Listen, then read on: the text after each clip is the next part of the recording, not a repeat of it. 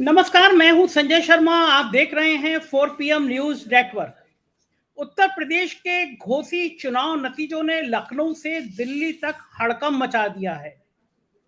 2024 का चुनाव उत्तर प्रदेश के रास्ते से होके निकलेगा, ये सबने तय कर लिया है, मान लिया है। लेकिन इस रास्ते में इतने बुलडोजर खड़े हो जाएंगे, यह किसी ने कल्पना नहीं की थी। माना जा रहा था कि उत्तर प्रदेश में 72 सीटें, 75 सीटें, ऐसी सीटें जीतने का दावा कर रहे थे। कह रहे थे कि विपक्ष कहीं है ही नहीं, इंडिया गठबंधन कहीं है ही नहीं। ऐसे बड़े बड़े दावे कर रहे थे। और फिर एक उपचुनाव आया घोसी का।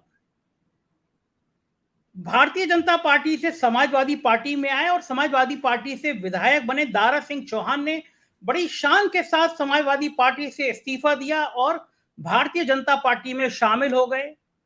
और भारतीय जनता पार्टी ने उन्हें घोसी से चुनाव लड़ने की अनुमति दे दी। कहा चुनाव लड़ो और मंत्री बनो। माना जा रहा था कि दो लाल बत्ती, अब तो लाल बत्ती नहीं है लेकिन प्रतीक के तौर पे आप मान लीजिए कि दो लाल बत्ती तैयार थी, एक ओपी राजभर की और एक माननीय दारा सिंह चौहान की।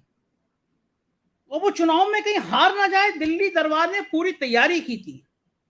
लोग कह रहे थे कि योगी जी पे थोड़ा कम भरोसा था दिल्ली दरबार को, इसलिए दोनों डिप्टी सीएम की ड्यूटी लगाई गई। मतलब ब्रजेश पाठक और केशव मौर्य से कहा गया कहीं योगी जी कोई लोचा ना कर दें, इसलिए चुनाव में जुट जाओ।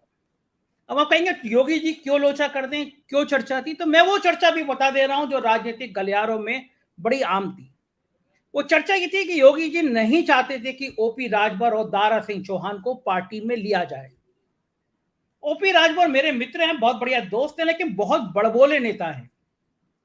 जब चुनाव चल रहा था तो मैं लगातार जिलों में कवरेज कर रहा था। मैंने ओपी राजभर से इंटरव्यू के लिए टाइम मांगा। उन्होंने अपनी विधानसभा में शाम को 7 बजे मिलने का टाइम दिया मुझे। और एनडीटीवी के बहुत शानदार रिपोर्टर हैं सौरभ शुक्ला, वो अलग कहीं कवरेज कर रहे थे, मैं शायद बनारस में था। दोनों ने को 7 बजे टाइम दिया और हम एक गांव में मिले। और ओपी राजभर ने जो इंटरव्यू दिया मुझे, मैंने एक दिन चलाया, तो मैं 1-2 दिन में फिर चलाऊंगा। उन्होंने मुझसे कहा कि हम योगी आदित्यनाथ को उस मठ में भेज देंगे जहां पे भिक्षा मांगी जाती है। मैंने कहा ओपी राजभर जी कुछ ज्यादा ही बोल रहे हैं आप, योगी जी के बारे में ऐसे शब्द बोलना, मतलब कहीं आपको बुलडोजर बुलडोजर। तो उन्होंने कहा उन पे बुलडोजर है तो हम पे पॉपलैंड है, बड़ी मशीन है, हम पे हम चढ़ा देंगे मशीन। लेकिन योगी आदित्यनाथ मठ में तो नहीं लौटे, वो लखनऊ की सत्ता पे काबिज हो गए। और योगी आदित्यनाथ ऐसे बड़बोले नेताओं से कुछ ज्यादा ही नाराज हो जाते हैं। वो उस तरह के नेता माने नहीं जाते हैं योगी आदित्यनाथ, जो दोनों तरफ की चिकनी चुपड़ी बातों में थोड़े स्ट्रेट फॉरवर्ड है, गुस्सैल हैं। उसके बाद कई बार ओपी राजभर ने योगी जी को पटाने की कोशिश करी, लेकिन थोड़े अकड़े रहे योगी जी। लेकिन दिल्ली दरबार के मोदी जी और अमित शाह जानते थे कि पिछड़े अगर साथ नहीं आए और उत्तर प्रदेश में कुछ लोचा हो गया तो प्रधानमंत्री की कुर्सी, मोदी जी की कुर्सी कई किलोमीटर दूर हो जाएगी। लिहाजा सीधे ओपी राजभर और दारा सिंह चौहान को दिल्ली में अमित शाह जी ने बुलाया, बढ़िया कॉफी पिलाई, पकौड़े खिलाए, मिठाई खिलाई और कहा कि पूर्वांचल तो जीत कर दो। पूर्वांचल में तो एक तरफा वोटिंग होना चाहिए।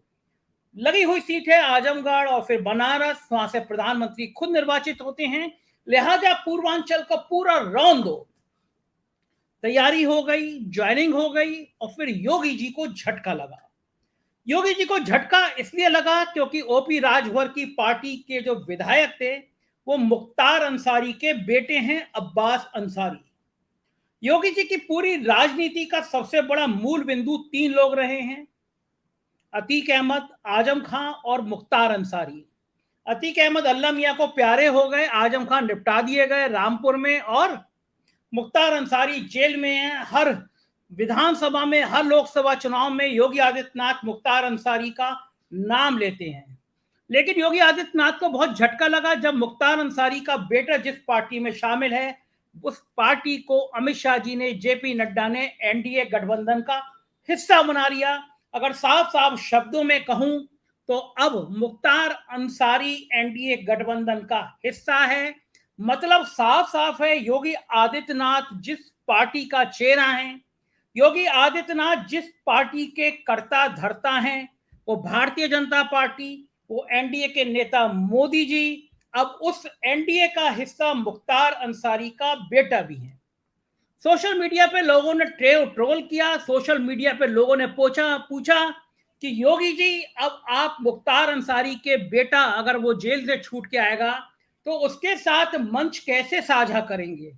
अगर एनडीए की कोई बैठक होती है तो जाहिर बात है कि ओपी राजभर एनडीए के सहयोगी दल के नाते वो और उनके विधायक यानी मुख्तार अंसारी के बेटे भी उस एनडीए के मंच पर होंगे। दिल्ली दरबार और यूपी के बीच शीत युद्ध की खबरें कोई मैं नहीं कह रहा। बलिया से बदायूं तक, बदायूं से नोएडा तक, दिल्ली तक, हर जगह ये चर्चा है कि दिल्ली दरबार ने योगी आदित्यनाथ के पर कतरने की कोशिश करी और योगी आदित्यनाथ अब सूद सहित वो, ब्याज सहित वो सब चीजें वापस करना चाहते हैं।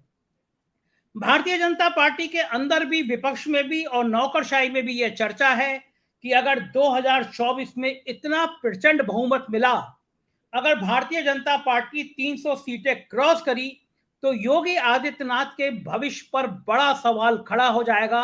दिल्ली आराम से योगी आदित्यनाथ जी को निपटा देगी और योगी आदित्यनाथ जानते हैं अगर भाजपा 200-210 के आसपास रह गई, सरकार एनडीए की बनती है तो अगली बार प्रधानमंत्री के उम्मीदवार वो होंगे, वो खुद होंगे, बड़ा हिंदुत्व का चेहरा है, राष्ट्रीय स्वयं सेवक संघ उनके पीछे खड़ा है। ये सारी बातें होती हैं, लेकिन भारतीय जनता पार्टी को सबसे बड़ा झटका घोसी में यह लगा कि ठाकुर और दलित मतदाताओं ने समाजवादी पार्टी के पक्ष में मतदान कर दिया। स्वामी प्रसाद मौर्य के बयान के बाद, रामचरितमानस के विवाद के बाद, सनातन धर्म पर उठे विवाद के बाद, गोदी मीडिया के हिंदू मुसलमान सांप्रदायिकता की आग लगाने के बावजूद भी जब ये कहा जा रहा था कि ऊंची जाति का एक वोट समाजवादी पार्टी को नहीं मिलेगा, ऐसे में ठाकुर अगर समाजवादी पार्टी में चले जाते हैं तो बड़ा खतरा उत्तर प्रदेश में पैदा हो गया है। भारतीय जनता पार्टी को ये बात सब समझ रहे हैं।